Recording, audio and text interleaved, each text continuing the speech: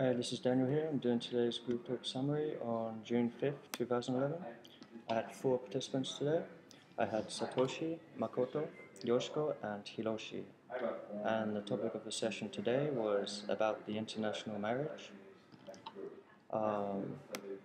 Good news, there were no mistakes I had to correct today, and we had a very interesting discussion. I found out that Hiroshi, he had a relationship, an international relationship, with a half American, half Filipino girl or lady, and uh, he said that she had a positive or optimistic character. Um, I asked him if this was different from the Japanese character, and he believes so. He thinks that Japanese girls are not so optimistic. I thought that was interesting.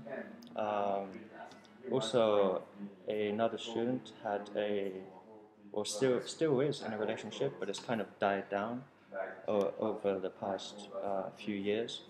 Her relationship was with a gentleman from Spain, and she mentioned that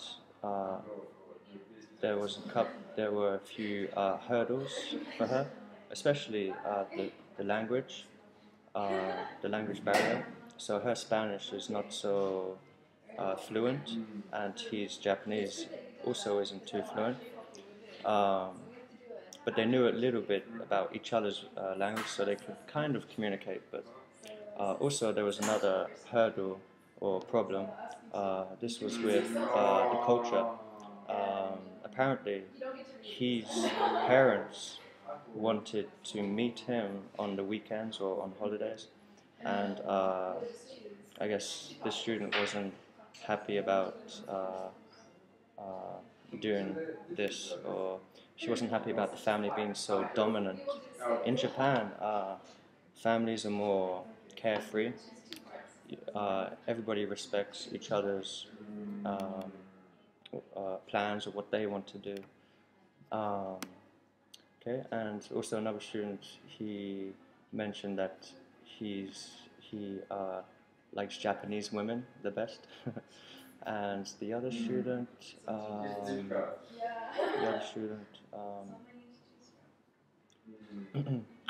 the other student said if she wasn't in such an important relationship, she would be more than interested in having a relationship with someone from an international country. That gave us all a bit of a chuckle. um, so that was everybody's responses. Also, there's a new expression that I taught because one of the students mentioned how the mother in the Spanish family made all the decisions, so she was like the boss of the family. So we have an expression in English we say, she wears the pants in her family. So she wears the men's pants. So it's kind of a joke. Okay, now let's move on to new vocabulary and example sentences. My 3 words of the day are hurdle, tight-knit, and affordable. Let's start with number 1, hurdle. Each of a series of upright frames that a person or horse jumps over in a race. For example, Yoshiko faced a couple of hurdles in a previous relationship, and Hiroshi faced several hurdles.